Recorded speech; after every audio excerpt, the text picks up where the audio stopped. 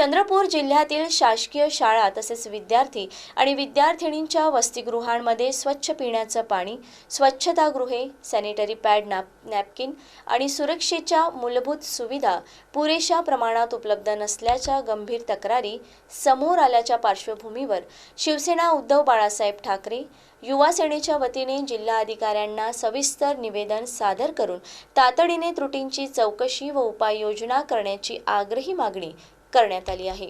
सदर निवेदन युवा सेना जिल्हा प्रमुख विक्रांत विजय सहारे यांच्या नेतृत्वात जिल्हाधिकाऱ्यांना देण्यात आले।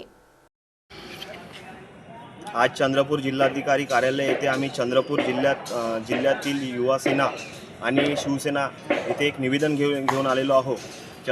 गडचिरोली जिल्ह्यात ज्या प्रकारे 3 मुलीला सर्पदंशाने मृत्युमुखी पडल्या, त्याच पार्श्वभूमीवर चंद्रपूर जिल्ह्यात कोणतीही जीवितहानी होऊ नये व चंद्रपूर जिल्ह्यातील विद्यार्थिनींना आणि विद्यार्थ्यांना मूलभूत सोयी सुविधा मिळाव्या, त्यांना स्वच्छ बाथरूम, विद्यार्थिनींना सॅनिटरी पॅड आणि त्यांना जे आवश्यक मूलभूत गरजा आहे ते मिळाव्या, त्यासाठी आम्ही आज जिल्हाधिकारी कार्यालय येथे निवेदन दिलं।